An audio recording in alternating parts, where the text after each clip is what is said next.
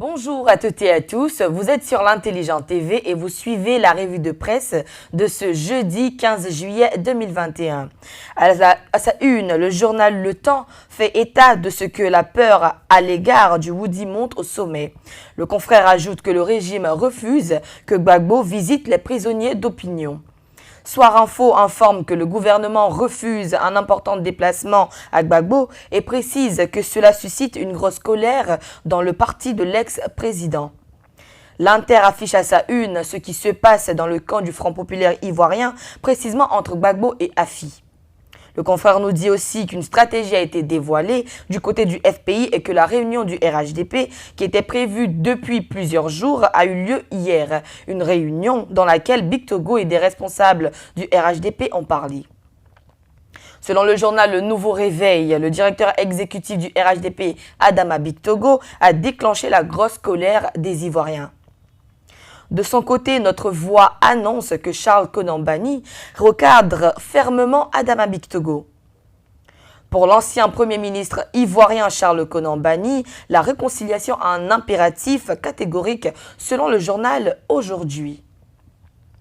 Pendant ce temps, le Bélier nous dit à sa une que l'ex-président Bédié doit entrer dans l'histoire pour la reconnaissance de son action pour la paix.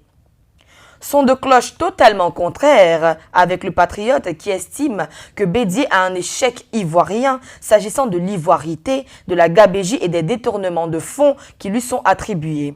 Le confrère insiste en nous disant que Bédié a fait 6 années chaotiques à la tête de la Côte d'Ivoire du 6 décembre 1993 au 24 décembre 1999. En économie à la une du journal Le Jour, l'on note que grâce au programme présidentiel Vision 2030, la Banque mondiale apporte un soutien de plus de 110 milliards de francs CFA à la Côte d'Ivoire.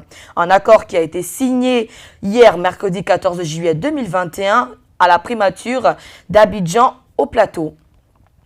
Sur le même sujet, l'intelligent d'Abidjan nous dit que le Premier ministre Patrick Achi explique comment 100 milliards de francs CFA obtenus seront utilisés.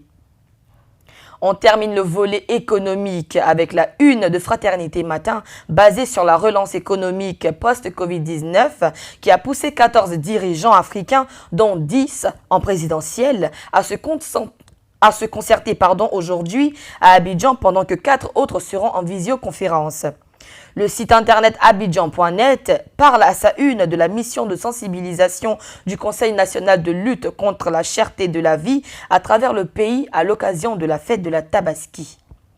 Le site internet Coassi rapporte qu'un accident meurtrier sur l'autoroute du Nord a entraîné 23 morts et 33 blessés lors d'une collision entre un car de transport et un baka dans la soirée du mercredi 14 juillet 2021. Terminons cette revue de presse avec le site internet Afrique sur 7 qui nous dit que les résultats du concours CAFOP 2021 en Côte d'Ivoire sont désormais disponibles. Vous venez de suivre la revue de presse du jour. Rendez-vous demain vendredi 16 juillet 2021 pour la dernière revue de presse de la semaine. D'ici là, portez-vous bien tout en espérant que vous lirez ces journaux et ces sites internet. Merci.